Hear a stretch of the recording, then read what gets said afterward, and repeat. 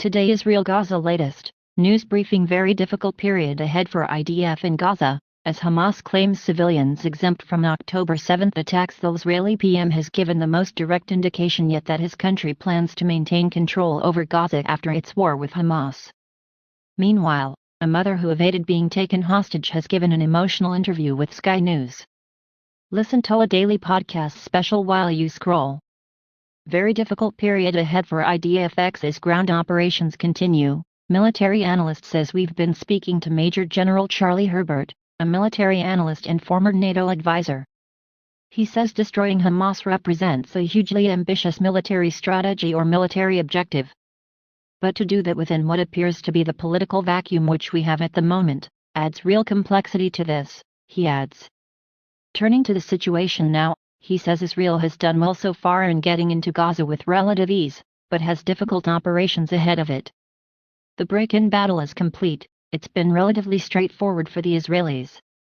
They've managed to drive a wedge and effectively split Gaza from north to south and isolate Gaza City, which is a Hamas stronghold in the north, as well as pushing an armored thrust up into the north.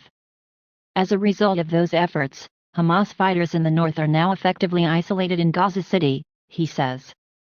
What we're going to see next, I suspect, is a very difficult period of operations for the Israeli forces, and we will almost definitely see intensification of the air campaign. They'll probably be able to defeat Hamas in the north, probably be able to take Gaza City. The question is what follows, he says. That's just half of the Gaza Strip. They're still going to have Hamas in the south, and the chances are they'll still be able to launch rockets into Israel. Smoke rises over northern Gaza. Smoke has been rising over northern Gaza as Israeli troops battle Hamas. The Israeli military said at the weekend it had cut the territory in half and encircled Gaza City. Food, medicine, fuel, and water are running low, and United Nations-run schools turned shelters are overflowing. Troops are expected to enter Gaza City soon. Israeli media reports. Hamas broke ceasefire when it murdered 1,400 people. Israeli official says Hamas broke the ceasefire when it murdered 1,400 people and retreated back to the Gaza Strip, a government spokesman has said. Asked by Germany's DW News if Israel would agree to a ceasefire at some stage, Aylin Levy said this would not happen until Hamas was destroyed, adding that a ceasefire was in place until the day Hamas attacked southern Israel. We will not consider any ceasefire, no matter how temporary, without the return of our hostages, he said. There was a ceasefire on October 6. Hamas broke it.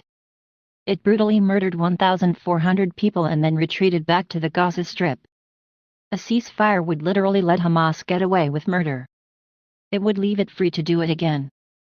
Mr. Levy went on to say that Israel would not cease fire until it achieved its war goals of destroying Hamas, so it can never again have our people around, never again perpetrate what it did on 7 October. In pictures, IDF troops on operations inside Gaza. The IDF has released a number of images throughout the day of its fighters purportedly operating inside Gaza.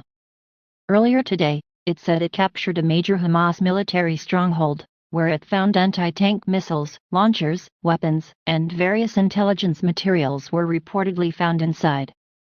Furthermore, IDF troops located a number of Hamas terrorists who barricaded themselves in a building adjacent to the Al-Quds hospital, and planned to carry out an attack on the forces from there, a statement said. Israel intercepts suspicious aerial target fired from Lebanon. The Israel Defense Forces says it intercepted a suspicious aerial target fired from Lebanon across the northern border earlier today. A short while ago, the IDF Aerial Defense Array intercepted a suspicious aerial target that was identified in the area of the border with Lebanon before it crossed into Israeli territory, a statement read. It also said an Israeli post in northern Israel was fired at, although no injuries were reported. IDF soldiers responded with artillery fire toward the origins of the shooting in Lebanon.